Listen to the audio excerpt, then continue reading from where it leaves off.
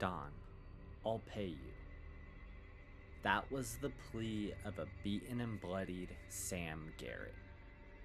Garrett had amassed a $600 debt to his boss, Don King, when they crossed paths in front of a bar on the streets of Cleveland, Ohio in 1966.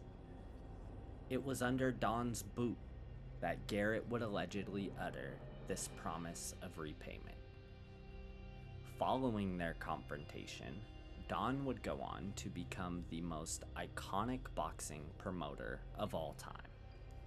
His signature hair, bedazzled jean jackets, flowery prose, and towering presence would become a boxing mainstay over the next 6 decades.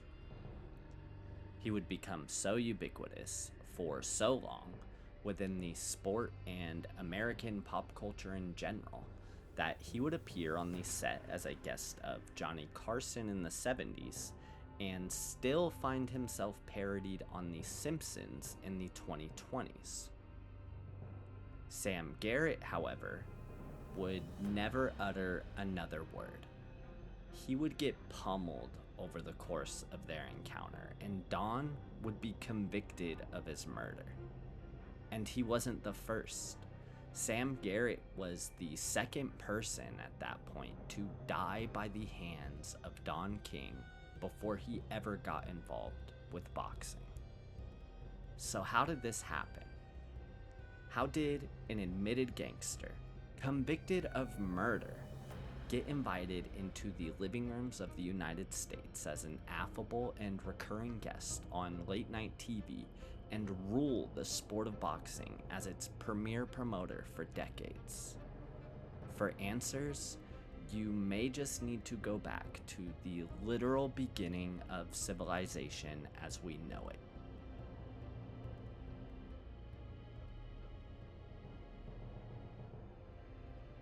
Evidence exists that suggests humans have been fighting each other for the entertainment of other humans for at least 5,000 years. Ancient bronze sculptures depicting belt wrestlers and boxers have been dated back to the Sumer Empire in the 3rd millennium BC. The Sumerians, who were the first human civilization to form cities, use the wheel, and develop a written language, also apparently pioneered the act of organizing competitive combat. Inscriptions illustrating Tatib, an ancient Egyptian stick fighting sport, are thought to be 3,500 years old. In China, sculptures of wrestlers have been found that are said to date back to the time of the mythic Yellow Emperor more than 2,500 years ago. All of these societies helped build the basis of humanity in its current form, and all seem to have incorporated some type of organized combat into their culture. Working on that assumption, if fighting for sport has been around from the time of the very first empire, there was a host of non combatants working to put together and organize these spectacles. It only stands to reason that the middlemen in these affairs have also been around since the very dawn of civilization. It is impossible to know the moral fiber of these middlemen tasked with sanctioning and organizing fights during these times. We simply don't have the supporting documentation. We can fast forward a few thousand years to the age of the Roman Empire and get a clear view on how a different ancient society viewed these middlemen. In ancient Rome, Lanistas, who acted as a sort of hybrid of a modern day boxing trainer and manager, were classified as infames, which gave them roughly the same social standing as pimps, prostitutes, and executioners. The designation was also wielded as a punishment by Roman society. Those convicted of crimes like fraud and deception could be punished with a sentence of infamy. Lanistas needed to commit no crime to be viewed the same as those who were formally found to be frauds. Their choice of profession did that for them. Although one's social standing isn't an actual reflection of one's moral fiber, it is clear and obvious that Roman society was conditioned to be wary of these Lanistas just as they would a known swindler. Perhaps this was a tacit acknowledgement from Rome that the act of combat as a form of entertainment, however ingrained it may seem to be on the human psyche, was in some way wrong. This may have been a deflection. Surely, Romans of all classes knew that watching others compete to their death was wrong on some level, and the classification of those assisting in these displays as infames was merely an attempt to rectify that wrong without actually averting their eyes. This is speculative, though it is not an attempt to view history through a moral lens calibrated for today. While the average Roman certainly was more desensitized to death and cruelty than one would be today, there still existed diversity of thought on the matter. Today, the value broader society places on the importance of preserving human life varies wildly, even within the borders of a single city. These differences also existed in ancient Rome. Indeed, there is plenty of evidence that debate on the value of the games versus their potential harm on the Roman psyche existed, with Cicero being the most notable detractor. Perhaps making Lanistas bear the weight of societal judgment was the compromise reached.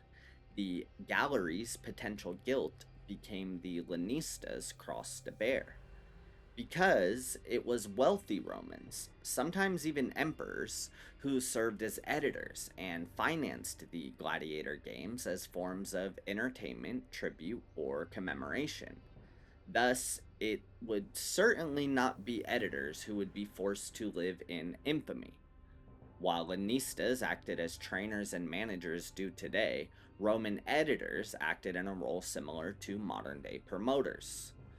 Caligula, a Roman emperor whose narcissistic excesses are among the most well documented in the ancient world, is perhaps the first known exhibitor of the traits we would now associate with what this video is calling the shady prize-fighting middleman archetype. A flamboyant and bombastic promoter, Caligula staged the most lavish games Roman society had seen up until that point in the 1st century AD. He rigged the results of fights. He booked absurd mismatches seemingly only meant to satisfy his own morbid curiosities. He forced the unwilling to compete in life or death struggles. All of this made some contemporaries in high society feel that he degraded the spirit of gladiatorial combat. The criticisms did not restrain him. Caligula was seemingly much more interested in the spectacle of the games rather than the fairness or the competitiveness of the contests he was hosting. Maybe he understood that there was a balance to be struck between spectacle and unsavoriness.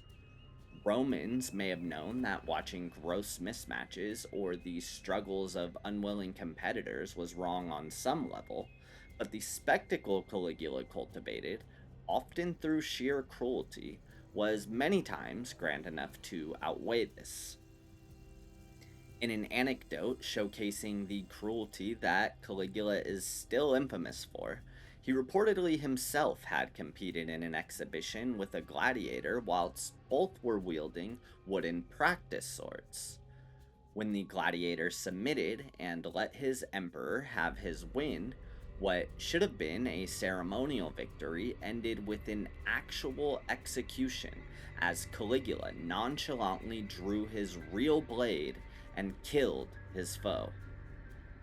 For Roman citizens watching from their seats, The spectacle of seeing their emperor compete on the killing field that was the arena floor cleanly outmatched the cruelty of the final murderous act. So, while the profession of the prize-fighting middleman was likely birthed during the very infancy of civilization, the trope of the boxing middleman as an unsavory and untrustworthy character, at the very latest, began with the Romans, and it has now aged itself in millennia and centuries. And while it was codified into Roman law that Lenistas were the infames, Caligula's actions as an editor slash promoter more closely tracks with the shady middleman archetype as we know it today. His fixation on spectacle and loose morals would resurface in other promoters throughout history.